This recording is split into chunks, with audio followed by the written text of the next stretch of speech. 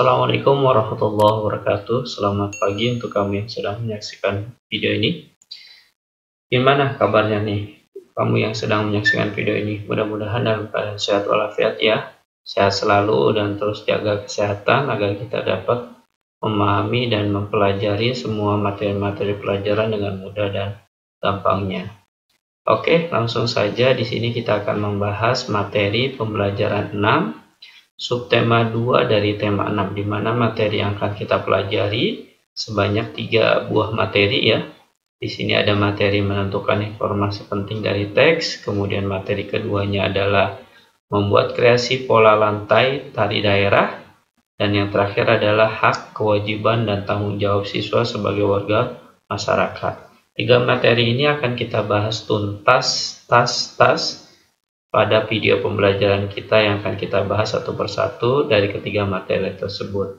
Langsung saja kita langsung ke materi yang pertama.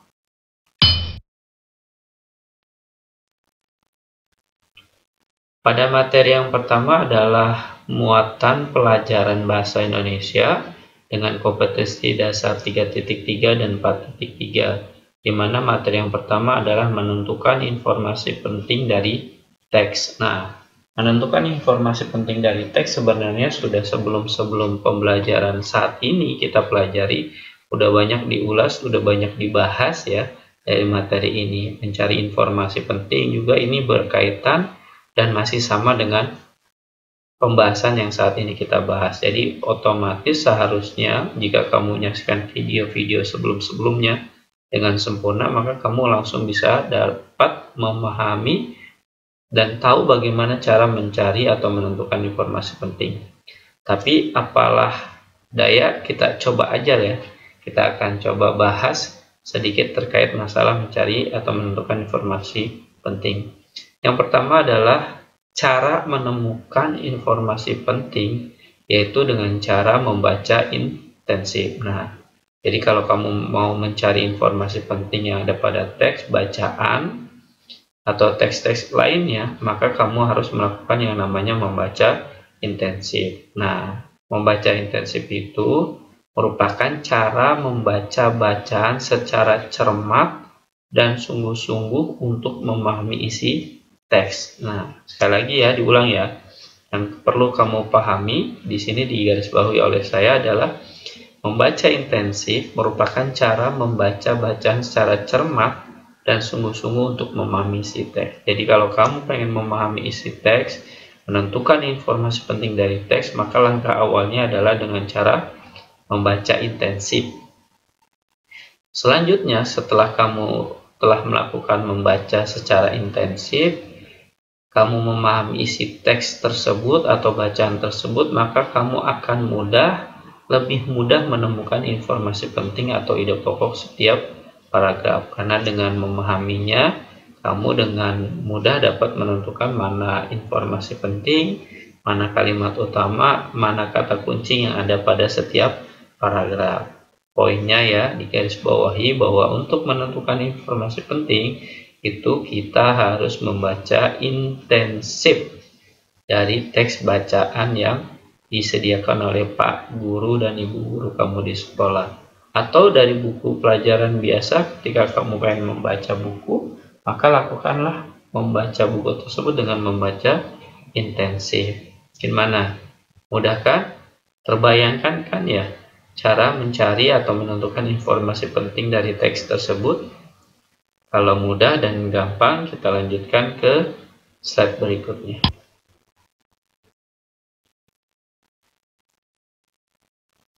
Pada slide yang berikut ini adalah kita memasuki materi yang kedua ya.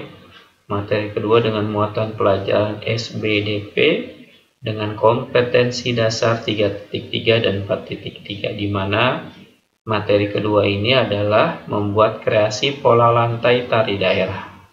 Jadi kreasi pola lantai tari daerah. Pola lantai sebelum-sebelumnya kan kita sudah membahas tari kreasi ya.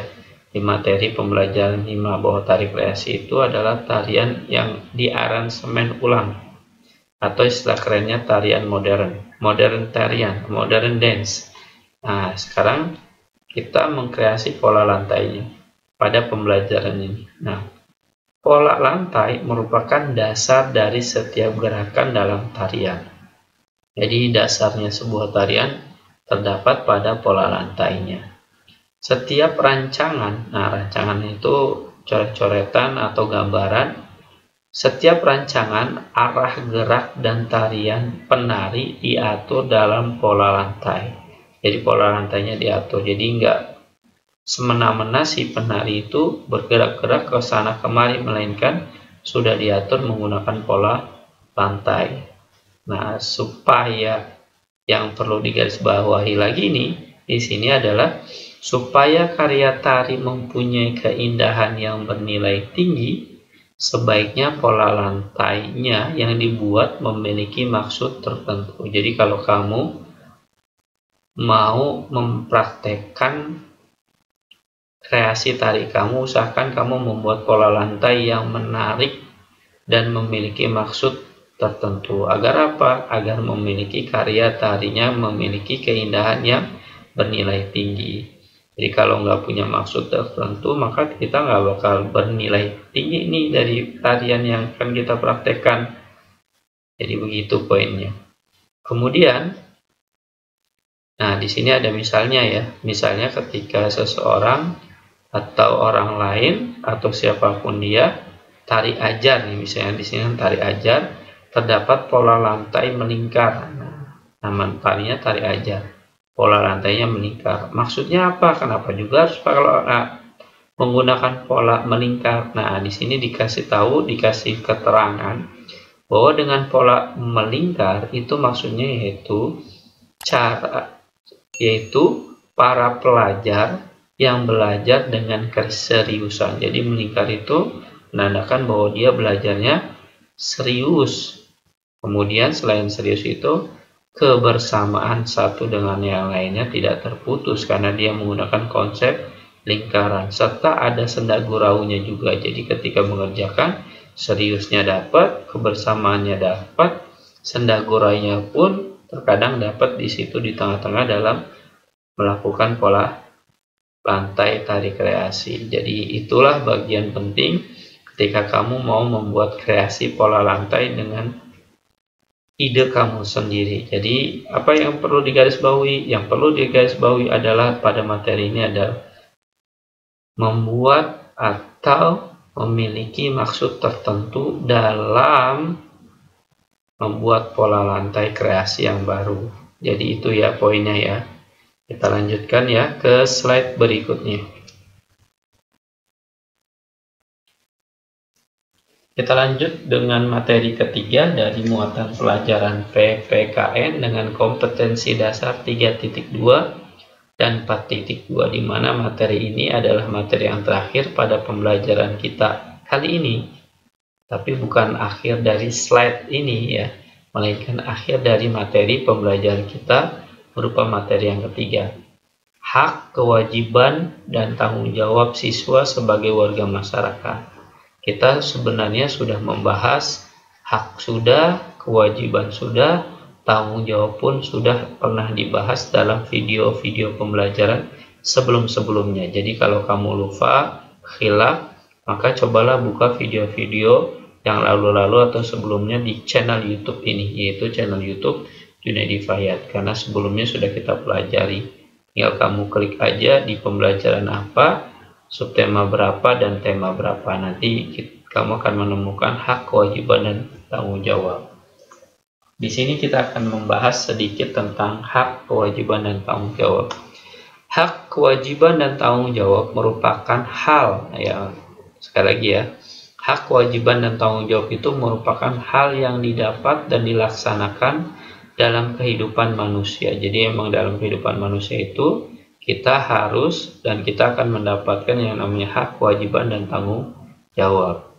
Setiap individu, termasuk saya, termasuk kamu, kedua orang tuamu, atau siapa saja, memiliki hak dan kewajiban. Jadi kita memiliki hak, kita juga memiliki kewajiban, sehingga harus dilakukan secara tepat. Yang namanya hak dan kewajiban harus dilaksanakan atau dilakukan secara tepat. Selain itu juga, selain secara tepat dan mantap gitu kan, selain itu juga memiliki tanggung jawab yang merupakan kesadaran manusia untuk bertingkah laku atau perbuatan yang disengaja atau tidak disengaja. Jadi kita memiliki kesadaran yang tinggi dalam bertingkah laku dan melakukan perbuatan baik disengaja maupun tidak disengaja. Karena di sini adalah tanggung jawab kita sebagai bagian atau anggota yang ada di masyarakat. Tanggung jawab, nah di sini juga ada keterangannya, tanggung jawab dapat diartikan sebagai perwujudan kesadaran akan kewajiban. Contohnya apa nih dalam kehidupan sehari-hari yang ada di masyarakat dari ketiga poin tersebut? Hak misalkan.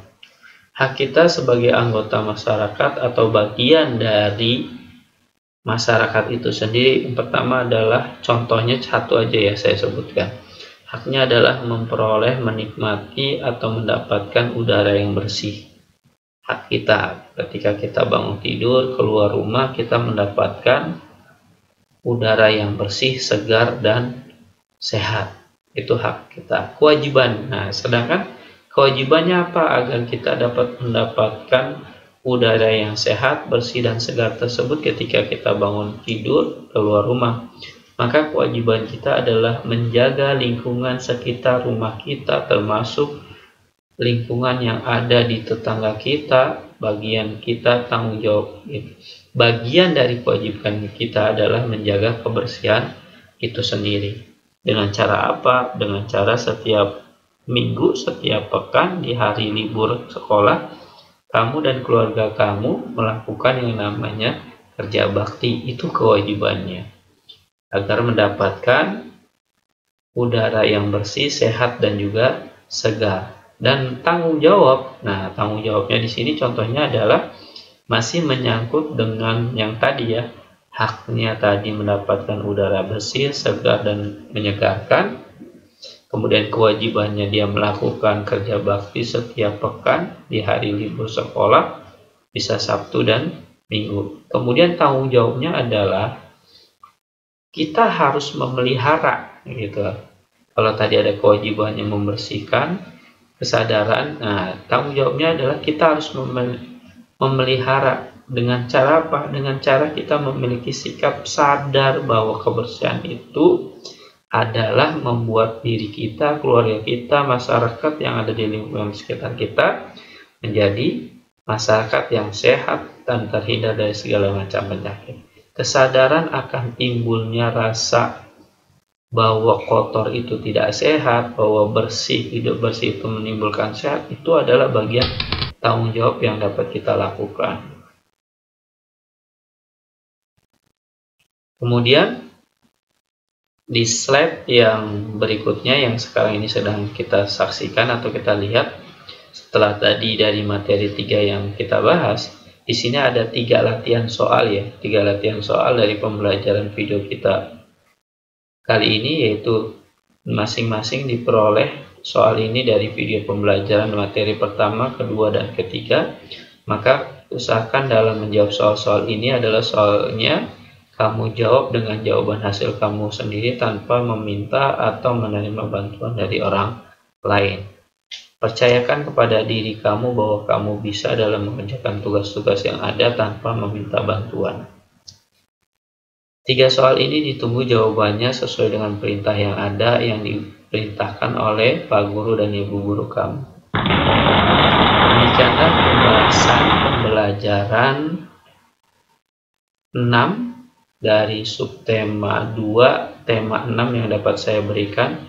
Mudah-mudahan dari video pembelajaran ini dapat kamu menambah ilmu pengetahuan kamu selain kamu memiliki buku latihan, buku paket pelajaran tentang buku tematik yang kamu terima. Tetap sehat, tetap menjaga kebersihan lingkungan, tetap menjaga olahraga agar diri kita tetap sehat. Wassalamualaikum warahmatullahi wabarakatuh.